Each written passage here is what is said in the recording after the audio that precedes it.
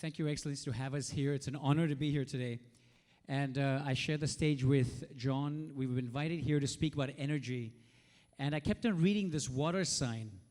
And I kept on sipping water. And I was like, okay, I don't know if anyone else is doing that, but I think I finished the bottle over there. So today we're going to speak about something very interesting.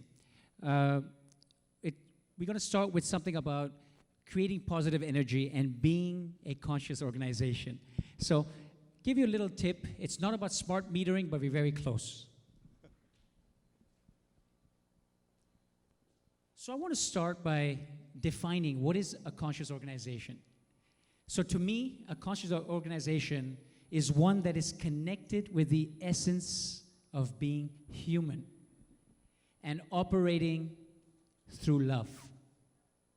How does that sound? Good? Excellent. And with all of the technical conversations we've had today, John, do you notice how much they love what they do? Yes, it's very true. I've never seen a more passionate group speak about metering. This guy right here, he could have gone for like a week. He was very, very hyped up. And it's interesting to see when you bring yourself to the organization, when you bring yourself and pay attention to what's happening culturally, what's happening organizationally, what's happening socially, what's happening commercially. When you bring yourself to this and you lead with consciousness and mindfulness, it's very interesting to see how that's transformational for your organizations. So we're speaking about energy. We're speaking about this throughout the day, and it's fascinating to sit here as a psychologist and say, how is your energy taking it forward to your organization? How is your energy communicating to your customers? Because we have P&L responsibility for our organizations. We know it's not just something nice to discuss and then we go back to the real business. This is real business. So Absolutely. It's important. Absolutely. And how many of you have read this book? Hands up if you read it. Firms of Endearment. It's a beautiful book. I recommend it. Brilliant book by David Wolf and Raj Sisodia. And I know, John, you read this. But the premise of this book is really interesting. It talks about leaders that operate and lead through love.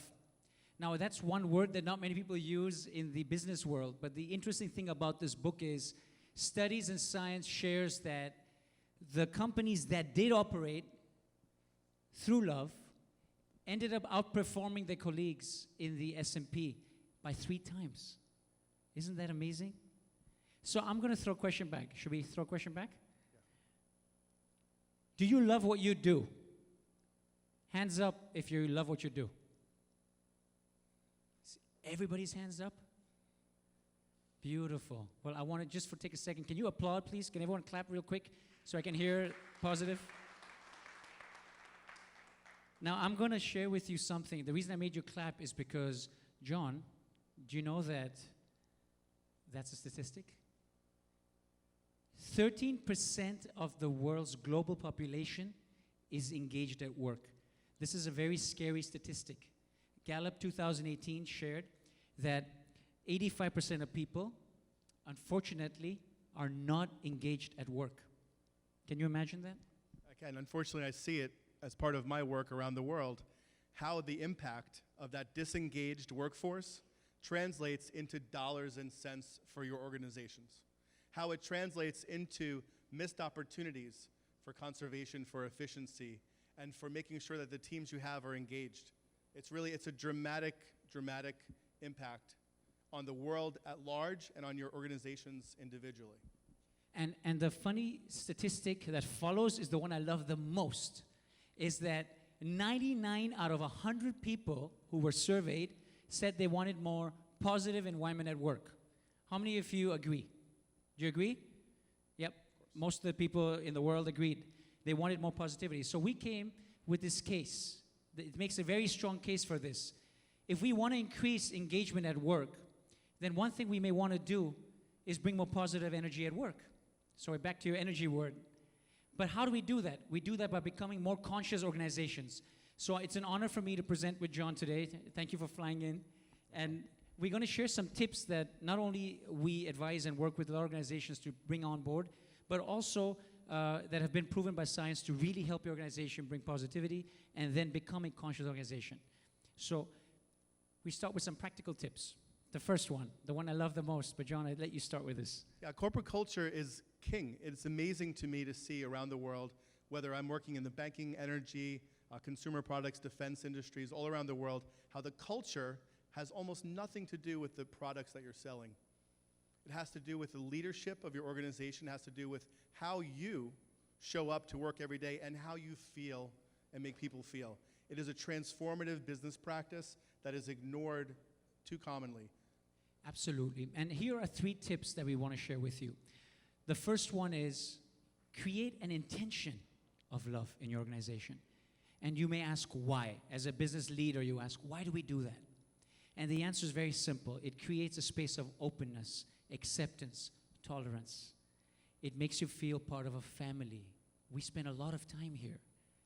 The second one is a really interesting one. We work with a lot of corporate culture alignment, and we see a lot of companies with beautiful values, core values, and I love to see them. But now the idea is to move those core values into living values.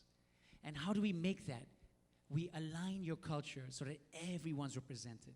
Then how do you look to audit your culture? It's not just the core values on the wall.